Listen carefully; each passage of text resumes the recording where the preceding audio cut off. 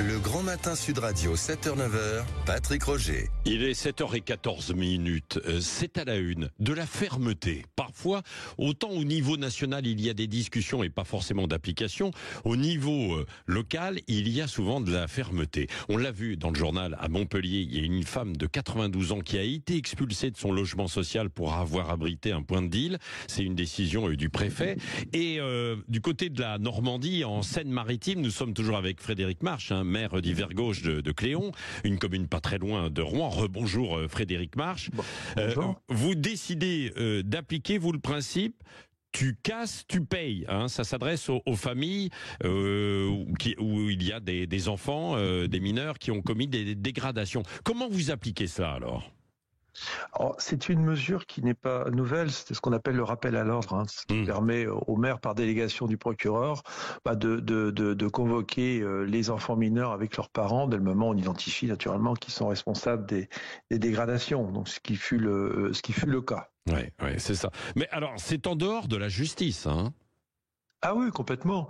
Oui, voilà, je dirais que c'est presque un conseil de famille. Oui. J'invite on règle ça entre nous. J'ai déjà fait plusieurs fois. Bon, là, on a décidé de monter un petit peu en gamme, si je peux dire, en faisant payer. Ouais.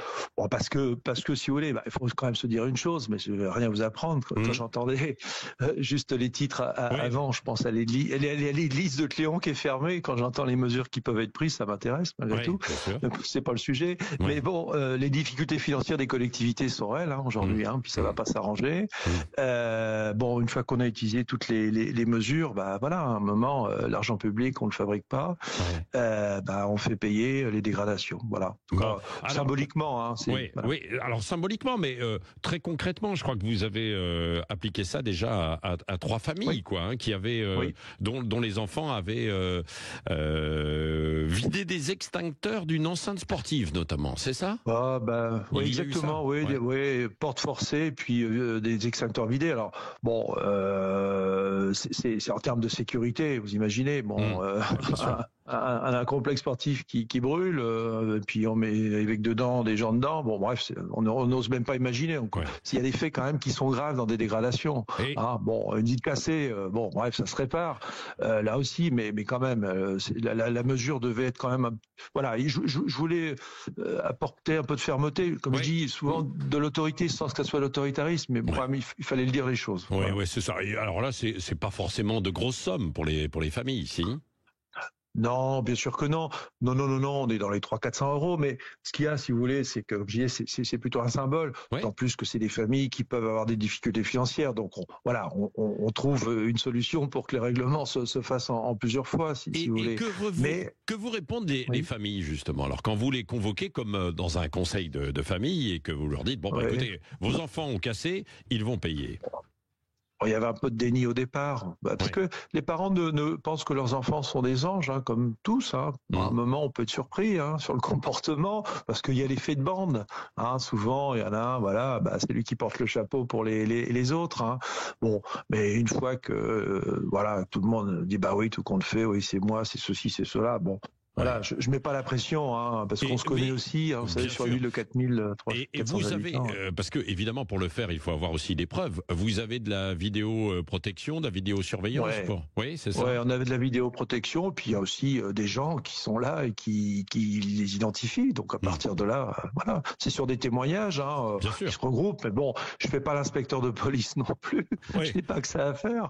Mais bon, puis en plus certains entre eux peuvent parler. Bon. C'est comme ça qu'on est arrivé, parce qu'il faut-il encore pouvoir les choper. Vous savez, vous parliez de la notion de pollueur-payeur. On a aussi tous ces dépôts sauvages qui nous minent dans les villes, à tel point qu'il y a un pauvre maire qui en est décédé dans notre région, dans le sud de la France. Bon, c'est notre combat quotidien de gérer les incivilités, en tout cas d'essayer de régler de trouver des solutions, et puis de dire les choses, quelle que soit la couleur politique. Et le bon sens. Important, c'est les valeurs de la République qui sont aujourd'hui aujourd'hui peut-être mise en danger. Donc il faut le dire sans en faire. Mais vous savez, la médiatisation a une utilité, a un sens. C'est que a priori, elle fait découvrir ses règles. Ce qui est bien. C'est ce que je remarque. Casseur-payeur. Voilà, c'est ça. Casseur-payeur. C'est ce principe. Merci. C'est du bon sens aussi, je pense, quoi. Frédéric Marche, maire d'Yvergauche de Cléon en Seine-Maritime. Merci d'avoir été avec nous ce matin en direct sur Sud Radio. Sud Radio que l'on peut écouter partout maintenant en Normandie grâce au DAB+, en dehors aussi des applications. Il y a un nouvel émetteur du côté d'Avranches pour la baie du Mont-Saint-Michel et ceux qui vont se rendre peut-être pour les vacances de ce côté-là.